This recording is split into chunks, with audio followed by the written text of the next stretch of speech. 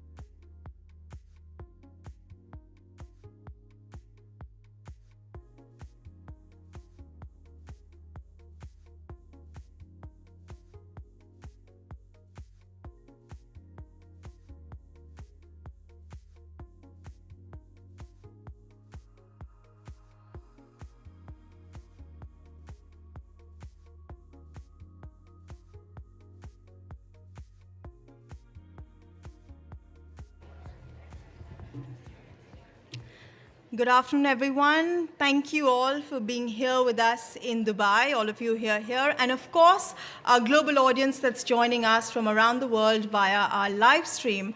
A very warm welcome, and I mean that quite literally. It's about 28 degrees Celsius outside. But congratulations, you have found the coolest spot in town. Welcome, all of you. My name is Pavni Mittal. I am your moderator for today. Now, scientists recently confirmed what some of us had been thinking for quite some time, and that is that 2023 might just be the hottest year on record. Now, who over here can guess how much higher the average temperature this year has been when compared to pre-industrial levels? Anyone wants to guess? There's free ice cream. Yes, sir?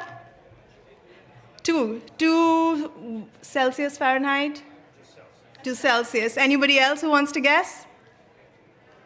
It's 1.4 degrees Celsius and 2.5 degrees Fahrenheit, but we will get you ice cream in the end because you're also a panelist. So last weekend, there was another milestone, and I promise you this is a good one. More than 60 countries came together here at COP to sign on the cooling pledge.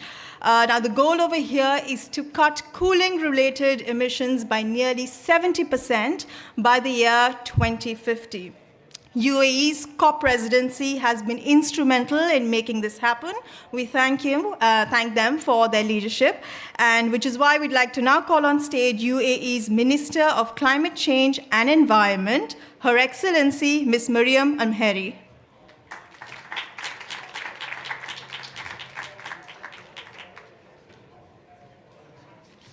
Thank you very much, and a wonderful good afternoon to you all. And I would like to start by thanking the UN Environment Program, the Ozone Secretariat, Montreal Protocol, the UNEP-led Cool Coalition, Climate and Clean Air, Cool Coalition, Climate and Clean Air Coalition, there are so many coalitions, and of course the COP28 UAE presidency for the opportunity to address you today. COP28 really is a milestone moment in global climate action. The unprecedented progress that we've seen so far here in Dubai on loss and damage, on agriculture and food systems, unlocking climate finance, and so much more is really a testament of what can be achieved. COP28 is also a critical moment for action on cooling. As a new report published at COP28 observes, taking key measures to reduce the power consumption of cooling equipment could cut, as our moderator said, at least 60% of the predicted 2050 sectorial emissions. Now, recognizing the adaptation and mitigation benefits of cooling, the COP28 UAE presidency has championed a global cooling pledge, and this is a joint initiative between the UAE and the Cool Coalition.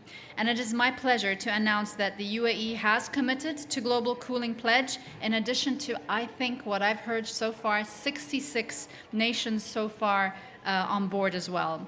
So, fantastic.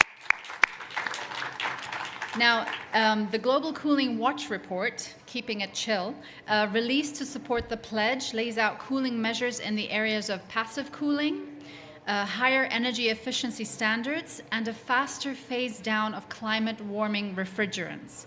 Following the measures would really help us to achieve the 60% reduction in power consumption by cooling equipment. And if we add rapid power grid decarbonization, we can actually achieve sectoral emissions reduction by 96%. So there's so much opportunity in this space, and the economic benefits of this sustainable cooling transition are tremendous. It would allow an additional 3.5 billion people to benefit from refrigerators, air conditions, or passive cooling by 2050. And reduce electricity bills for end users by $1 trillion in 2050, and reduce peak power requirements by between 1.5 and 2 terawatts.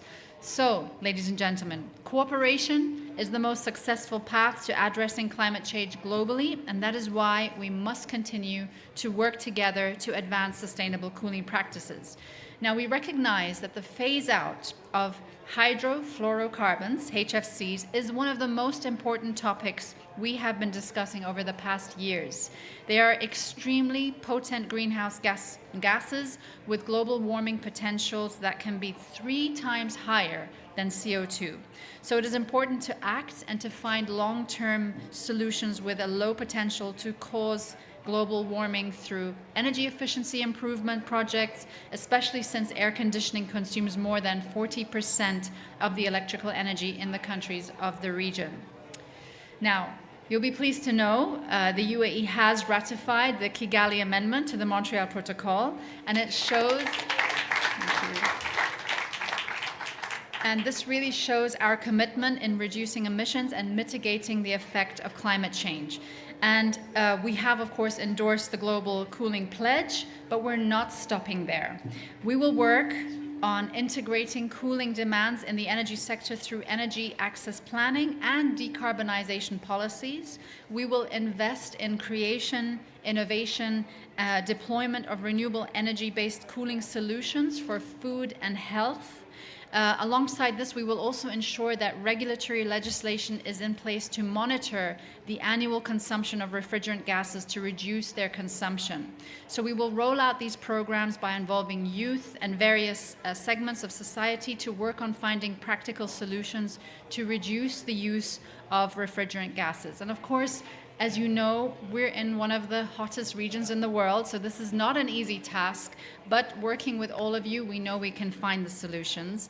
And as we have seen so far at COP28, the inclusivity is so key. We promised we would deliver the most inclusive COP ever. We promised we would deliver a solutions-oriented COP, and I believe so far we have achieved that, and I want to thank you all for your support, and I take the opportunity to also urge other nations to take the Global Cooling Pledge, because together we can be sure to keep our North Star 1.5 within reach. Thank you.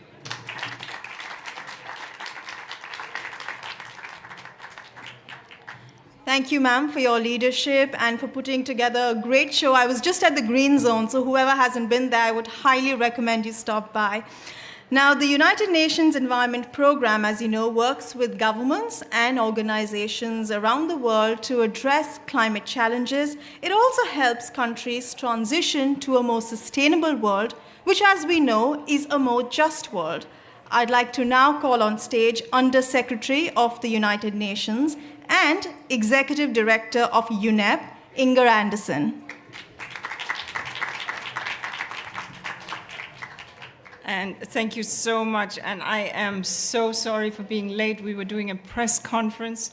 And before that, there was a press conference by the president, which ran over. You can imagine the press was very keen to hear from Sultan Al Jaber, so ours was delayed. And it was a pleasure to just get a chance to see Minister, a longtime friend, I should say, and someone that I greatly admire. Look, this is, as I said, in the big hall in Al-Waha, this is where the cool people hang out. Welcome. Because keeping cool in a warming climate, in a warming world, is absolutely necessary. We need to protect ourselves from these high temperature. We need to make sure that our food is safe and that it doesn't spoil. We need to keep our medicines and our vaccines safe. And that is what keeps our economy stable when it comes to food trade and medical export-import of vaccines, etc. And frankly, cooling is needed for our health and as a bottom line for all the SDGs. We understand now that over 3 billion people on this good planet of ours are vulnerable to extreme heat. And we also understand that we, as a civilization, are urbanizing, and therefore the more we move into urban centers, the hotter we are likely to be because we generate more heat, we have more infrastructure, etc. 1.2 billion people today lack access to cooling, and clearly we also know that it very heavily impacts women, especially pregnant women. But we have to find out then, how do we continue to have growth and jobs and industries and opportunities without accelerating the environmental cost of cooling? And that's really the challenge, because as we're seeing the road we are journeying, we can tell and we know that our cooling desires and needs are likely to triple by 2050. And that will, of course, ironically, the more cooling we install, the more climate change we're likely to impact, because of the strain that it puts on our energy systems and because of potential leakage of the chlorinated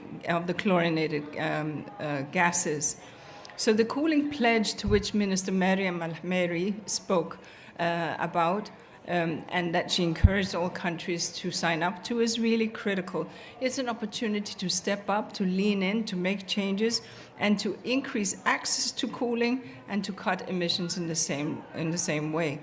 UNEP, we issued the Cooling Watch, the Global Cooling Watch report, and that measures, and that states that measures to reduce emissions are possible. We could reduce by over 60% by 2050, save $22 trillion, and reduce peak load by about 1.5 to 2 terawatts if we do the smart thing. And the smart thing is about, as far as we can get, smarter buildings and construction, and making sure that we build with shade, with automated shutters, with smart heat-resistant windows and glass, and of course with smart cooling in breezeways, etc. On low infrastructure, we can also grow trees that brings down the ambient temperature, and all of this taken together is really, really what we need to do. I've said before in other settings, we have fire hazard codes in every building. You can't just put the electricity any which way you want. There has to be an inspector who said, yes, the building is clear for habitation. Why don't we have building codes for cooling? It makes perfect sense. The owner of the building will save money in the long run on electricity and on CO2 emissions. And of course, people inside the building will stay cooler. So there's a real opportunity for passive cooling in building and energy codes and in cold chain guidelines. And so we also need to think about district cooling as opposed to these individual air conditioners that suck so much electricity and cause so much ambient heating. And we need to think about smart cooling like geo-based cooling as well. And I was delighted, of course, when UAE signed up to the Kigali Amendment. This is a big step. We know that the full implementation of Kigali, which is a protocol under the Montreal Protocol, can avoid 0.5 a degree, half a degree of warming by the end of the century. And I tell you, every fraction of a degree matters. So let's deliver on energy efficiency, let's deliver on cooling.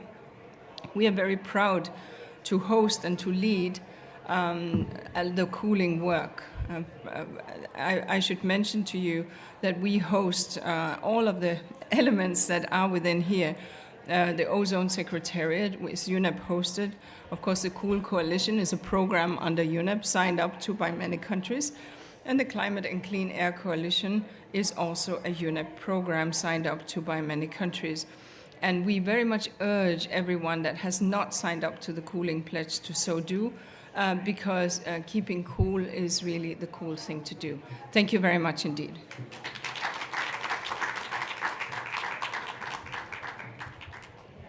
Thank you, Inga. As we celebrate COP's consensus on cooling, let's rewind on some of the landmarks. Inga did mention it, but I'm just going to do a little bit of a recap.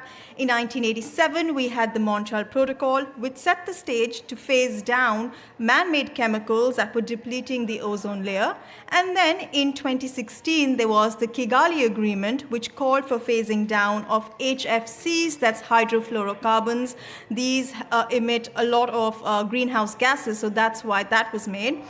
So the big question today is, how are countries faring on finding more energy efficient and environmental friendly ways to cool? Let's turn on the heat on the environment ministers who are here with us today. I'd like to now welcome you on stage. In alphabetical order, first we have National Secretary, Ministry of Environment and Climate Change in Brazil, Mr. Adalberto Maluf. Thank you. From Cambodia, Under-Secretary of State, Ministry of Environment, His Excellency Dr. Piyu Savuti. So please sit down. From Japan, we have Vice Minister for Global Environmental Affairs, His Excellency Mr. Yotaka Matsuzawa. From the Federated States of Micronesia, we have His Excellency Mr. Andrew Yattenman. We're also joined by His Excellency Mr. Tariq Ibrahim from Maldives.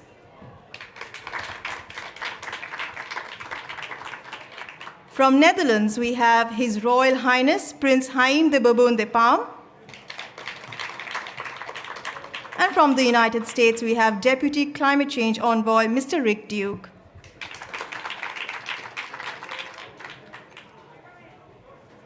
Before I ask our panelists a question, I have a question for the audience. Remember, there's free ice cream. If you've stopped by the Montreal Protocol Pavilion downstairs, there's a giant freezer. Can someone name the refrigerant it's running on? The refrigerant. Who said propane? Okay, someone will be there to give you your ice cream. Thank you.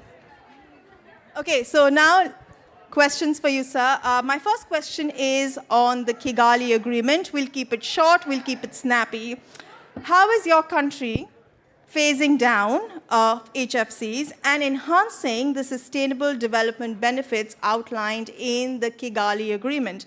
Could we start with Mr. Ibrahim, please? Thank you. Yeah, we have signed the Kigali Agreement. It's ratified, and few years back, we have been doing quite a lot of work on the specific question. We have starting from CHFCs, we have actually phased out CHFCs 10 years before the date of phasing out. So we are using that experience to start work on the implementation of phase down of HFCs. So right now what we are doing is training of the customs officers, training of the implementing aircon refrigeration technicians, and then also to have this natural gas to be used by technicians. It has to be trained people. So we are doing those kind of training. Apart from that, we have talked about the energy efficiency and efficiency side of the cooling. So for that, we are also making sure that the building codes are getting ready for this, and plus having the designs more passive, so there's less cooling. So these are the kind of work that we are doing at the moment in the Maldives. That sounds interesting. Mr. Matsuzawa, could I come to you next?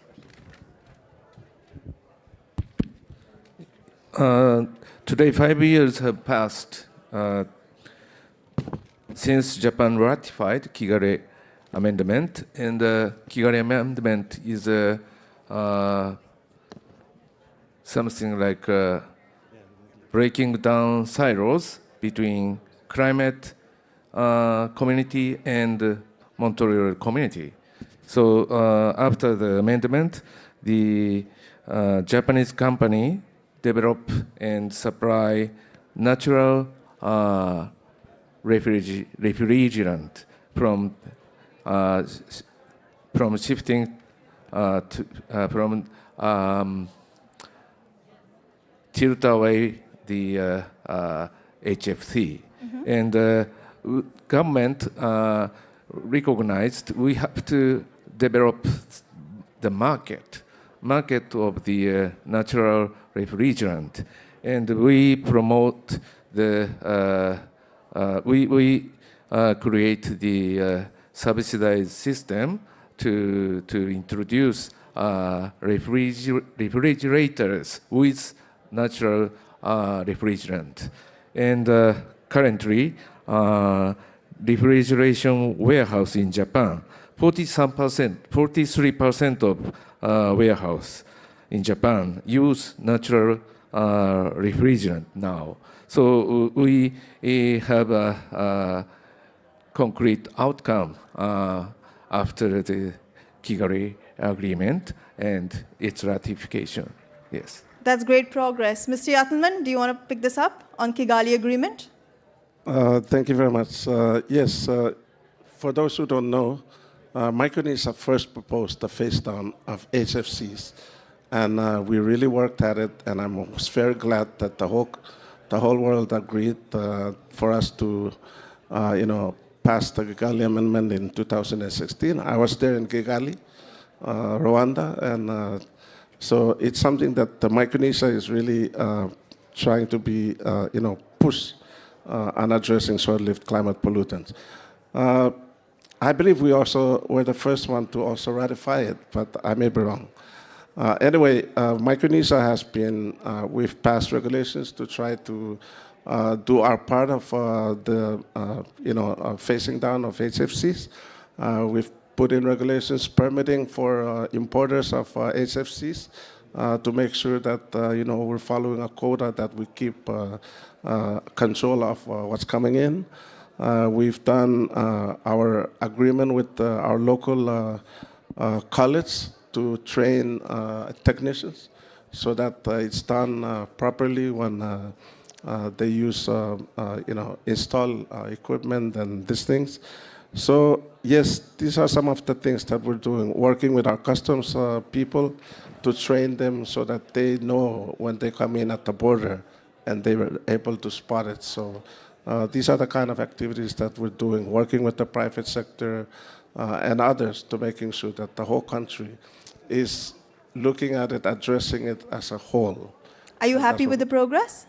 I'm very happy. We know that our schedule is not supposed to happen yet, but we want to do it even when we're not supposed to start addressing it yet. But our plan is to go ahead and start addressing the phasing down of HFCs. Thank you. Mr. Duke, could you tell us how is it taking place in the United States? Yeah, absolutely. The short answer is that Secretary Kerry, my boss, was a major driver of the diplomacy to secure the Kigali Amendment. Really appreciate Mr. Yatalman's leadership throughout that whole effort. And to this day, he continues to drive for full implementation of the Kigali Amendment. Most recently, the United States ratified the Kigali Amendment last year. That requires a 2/3 vote through the U.S. Senate, which is really something for a climate bill. So we were thrilled to get that done. And I'll note that we've also been working with partners to secure a doubling of the multilateral fund to implement the Kigali Amendment. And we were able, with the help of Netherlands and so many others on stage here, to secure that $1 billion, nearly $1 billion in 3-year funding to support governments in moving to implement the Kigali Amendment in full. And I'll just note very briefly that next week, there is an XCOM meeting, as it's called, of the Montreal Protocol, where there will be important discussion of whether and to what extent cooling efficiency can be part of what the multilateral fund supports during the transition that's required past HFCs in air conditioning equipment. We strongly support allowing the multilateral fund to do the work of upgrading air conditioner efficiency as we transition past HFCs to better, friendlier chemicals in air conditioners. We might as well support what can be sometimes 80% reductions in the energy use of those devices at the same time through better equipment. And so I hope that everyone on stage will encourage their delegations to argue accordingly at the XCOM, and we can make sure that we put that funding to work on not just HFC transition, but also on cooling at the same time. Thank you. Speaking of cooling, I want to now talk about the cooling pledge. And so if you could tell us, why did you sign on to the cooling pledge? Specifically, why is it needed for your country? And what immediate action you would be taking to fulfill? And I'd like to start with Your Royal Highness. Please tell us about Netherlands' point of view. Thank you very much, and it's great to be with all you here in the room, but also those online. And I know our team working on the Montreal Protocol is watching right now. And they said, this is actually a marriage between the Paris Agreement and the Montreal Protocol. And it's clear that we are now getting very potent greenhouse gases, and we're working on energy efficiency at the same time, like what Rick Duke just said as well. So we can get double gains in mitigation climate change. that if you just put it in perspective, if you look at the biggest emitter right now, China, it would be the 1 year emission of China times 6 in the period 2022 to 2050. So this is a massive, massive step in climate action. And so I'm hoping that we're all witnesses to this marriage. We're now 66 countries. We need way more witnesses to this marriage to make sure that everybody knows. And we're all wedding guests or whatever you want to say, but to make sure that these two are very much aligned and successful. Thank you very much. And what immediate action do you think Netherlands needs to take, like top priority? Well, we're part of the EU. So we always work as one market. So we're working but actually the biggest effort we're going to do is on the multilateral side to really help other countries move in this direction as we've done as well. Thank you. Thank you and all the best for that. Mr. Malouf, do you want to talk to us about why Brazil joined the cooling pledge and your immediate action? Yes, well, Brazil is one of the countries that have been suffering more from extreme weather events. The Amazon region right now is living the biggest drought in our history, while in the beginning of the year was one of the biggest floods we ever had. So Brazil is committed to any type of actions that can reduce greenhouse gases from CO2, from methane. On methane, we've been partnering with the CCAC, the Clean Air and Climate Coalition. Our homework we started to do with deforestation. We were able to reduce 63% of deforestation from January to November this year, which by itself can already help us a lot to go on that area. But of course, we have to deal with all the different climate greenhouse gases. On the protocol, the Montreal Protocol, Brazil has been acting a long time. We were able to reduce dramatically all the use of HFCs. Last year, also, we were able to finally ratify the Kigali Amendment. So we have a plan that 2024 we are going to be freezing the consumption, and with a target to reduce by 2029 and also by 2035. So right now we are in the phases of understanding under our mitigation and adaptation plans. We have 14 adaptation plans and 8 mitigation plans, and one of them deals somehow how we're going to go sector by sector in order to create. We just announced also a Green Cities Resilient Program with the Minister of Cities, the Minister of Environment, and the Minister of Science and Technology. And one of the areas would deal with sustainable construction, and that's how we are trying to foster low-carbon technologies in cities, in building, and in new constructions in the country. Thank you. Dr. Savuti, do you want to jump in and talk to us about why Cambodia needed to join the cooling pledge and immediate action that you'll be taking? Okay, thank you very much. Just on behalf of the Ministry of Environment Cambodia, I just share some of the experience that Cambodia National Cooling Plan that we prepare for national part of the National Cooling Plan that and we think that's a very important tool for this Cambodia in identifying comprehensive action to improve the energy efficiency, reduce energy efficiency demand, and also the greenhouse emission from the cooling sector as well. It also supports the Cambodian long-term development vision in building and sustainable, clean, green, and low-carbon society based on climate-friendly and energy-efficient technology in the cooling sector. Also, this is the first strategic plan to establish an overarching national framework for intersectoral collaboration and multi-stakeholder participation in sustainable, climate-friendly, and energy-efficient development in our sector as well. Cambodian National Cooling Action Plan also focus on 5 main areas. First, on building space cooling. Second, on food chain. Third, on the healthcare cold chain. And the fourth, on the mobile air conditioning. And the last one is process of cooling. And the mechanism of the National Cooling Action Plan Cambodia will also contribute to the reduce of greenhouse gas emission, improving the living condition, improving storage for vaccine and food supply, and saving of energy costs as well. Also important to enhance capacity of stakeholders to sharing, starting from the building, food cold system, healthcare, mobile air conditioning, and the processing cooling system to understand and take part in the implementation of our national cooling action plan. To implementation of our action plan in the next nationally determined contribution, and this is also important for Cambodia. We will consider this way, and we plan to update our NDC also. Having fruitful collaboration with the UNEP and the Cool Coalition, UNEP, UNESCAP, and other partners to realize our vision of sustainable development. This sector as well. Okay, thank you. Thank you. Mr. Duke, do you want to tell us why the cooling pledge for the United States and immediate action?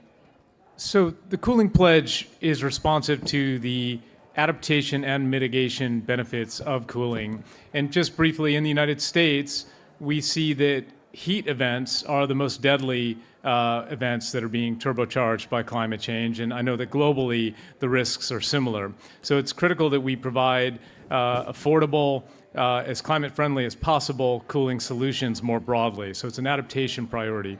But of course, it's a mitigation priority as well. We know that 7% of energy CO2 emissions right now are from cooling, and cooling demand is set to triple by 2050. So we need to get ahead of this and make sure that we can provide the cooling solutions that are so urgently needed as an adaptation imperative, especially in a warming planet. At the same time, we have to address the mitigation imperative while we do that. And let me just note that when I was at the U.S. Department of Energy back in Obama-Biden days, I was really pleased to be able to work on a global cooling prize that has now led to development of real-world models that can deliver those 5x improvements in efficiency, 80% reductions in the energy consumed in air conditioners when you put the right components in and when you really do the work to ensure that you're focused on energy efficiency. I'll note one more thing, which is that just last month, the United States and China agreed in the Sunnyland Statement to a set of things that are relevant here, one of which is an agreement for the first time from China to include all non-CO2 in its next round NDCs. That's critical given that the non-CO2 in China's economy would be the third largest country in the world were it a country. So we're very excited to have China joining in that regard. And also both countries committed that when we manufacture air conditioners, we will ensure that the minimum standards that we apply for efficiency for air conditioners for the benefit of our own domestic consumers are also applied to the products that we export for others to use. And both are really important contributions, and we're, I think, moving in every way that we can to make real on the objectives of the cooling prize. Thank you. Mr. Jatman, you were the first at Kigali. You were one of the first few people at Montreal, but I want you to have the last word over here. Could you tell us why it was important for you to join the cooling pledge and immediate action? Thank you very much. Yes, we want to join we joined the cooling pledge because, we want to continue pointing to the spotlight of, taking actions in the cooling sector and also supporting, the work of the Montreal Protocol. And in doing that, we're hoping that, the other countries that are members of the Montreal Protocol will, please ratify the Kigali Amendment because we need that. We cannot do it if other countries don't. And we need everybody to band together to ratify the Kigali Amendment so that the Kigali Amendment can do its work in terms of, cooling the planet. Also, we join it because it's cost-effective, and it has mitigation and adaptation benefits, economic and health benefits, and it's the best thing to do. That's why we join it. Thank you. That's a nice way of putting it. Thank you all of you, and all the best for your endeavors. Before we get to closing remarks, I have another question for our audience. We spoke about other ways of cooling. Can someone give an example of passive cooling that you might have spotted here at COP? Just any installation, anything? Anyone? Yes, sir? The shades, that's the most basic, and we will get to ice creams, I promise. And I have another question in case someone knows. Penguins get sunburned. Do you know why polar bears don't get sunburned? Anyone wants to guess? Well, that's because the polar bear's on the Arctic. Thank you. I'd like to now call on stage Ms. Ruth Couto of UNEP.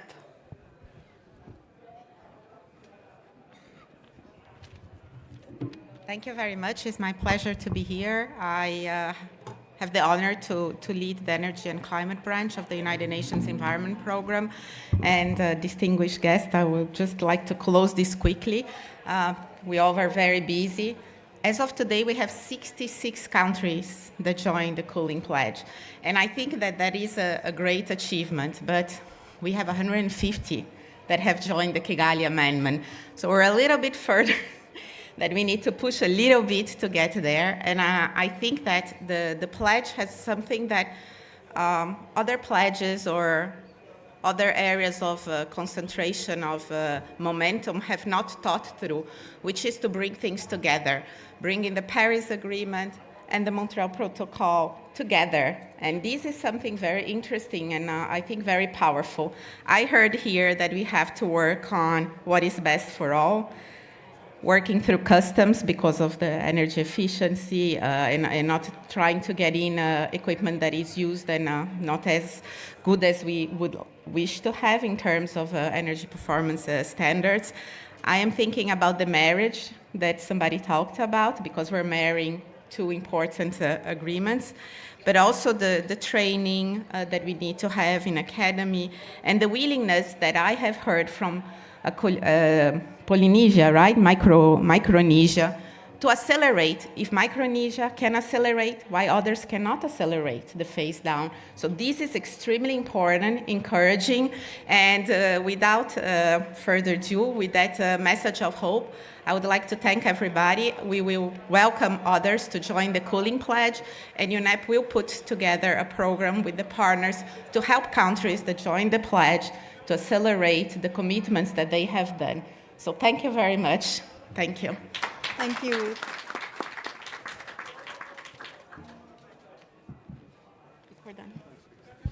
Thank you, everyone, and we have some ice cream for all of you.